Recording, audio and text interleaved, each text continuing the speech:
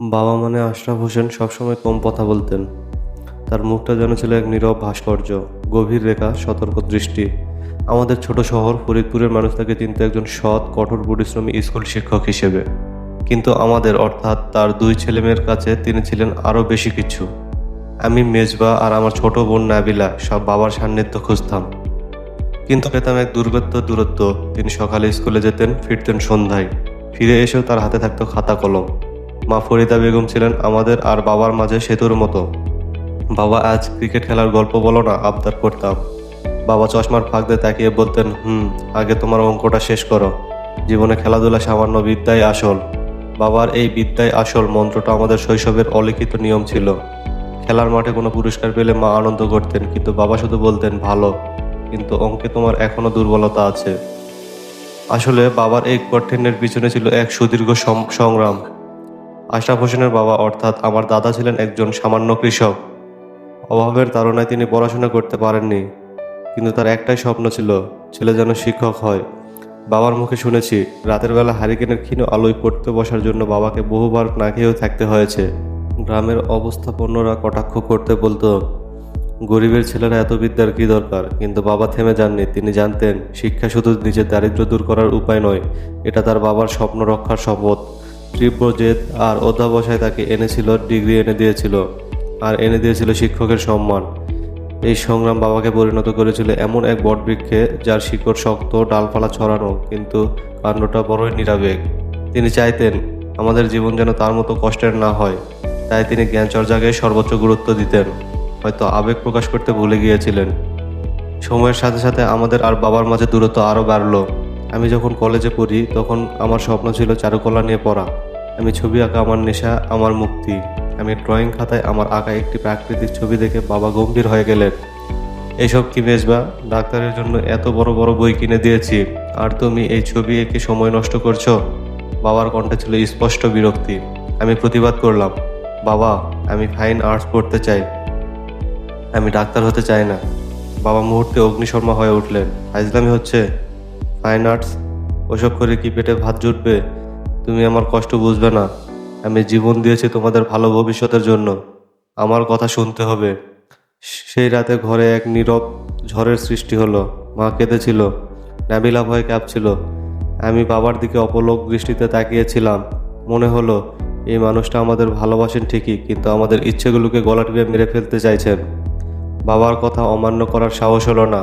বাবার স্বপ্নকেই আমার কাঁধে তুলে নিতে হলো।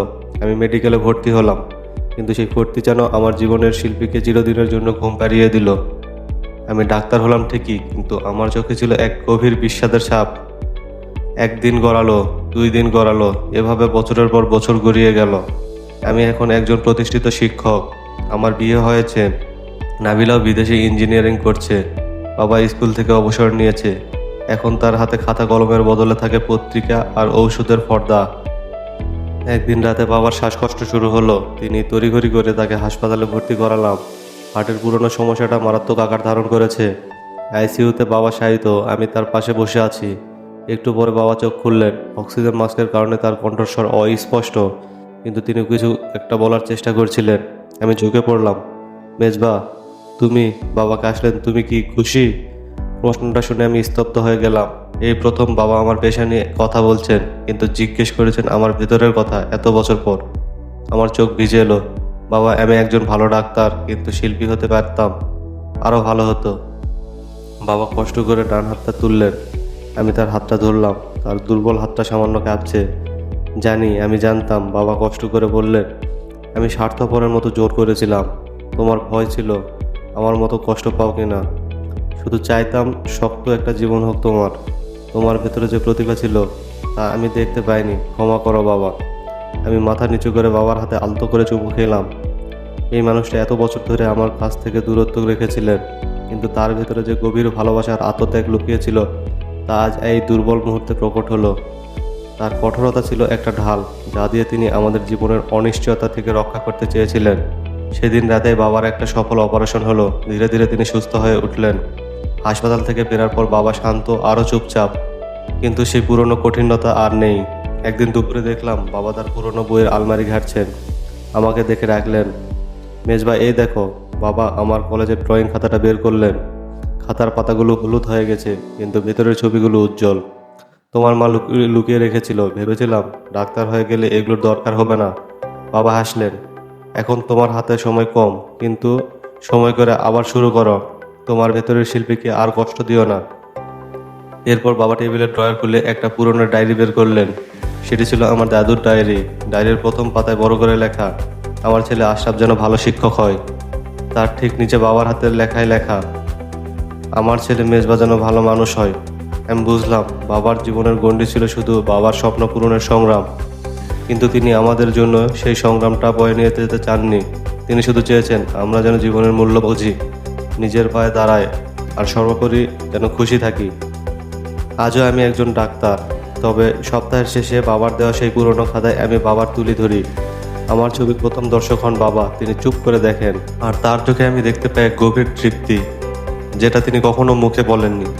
বাবা আমাদের জীবনে সেই বটবৃক্ষ, যার কাণ্ড হয়তো একটু কঠিন, কিন্তু তার ছায়াটা সবচেয়ে শীতল, সবচেয়ে নিরাপদ। সেই ছায়া বসে আমি বুঝতে পারি ভালোবাসা শুধু কথার মধ্যে থাকে না, তা কখনো কখনো লুকিয়ে থাকে কঠোরতার অপরণে, এক নীরব ত্যাগের মহিমায়।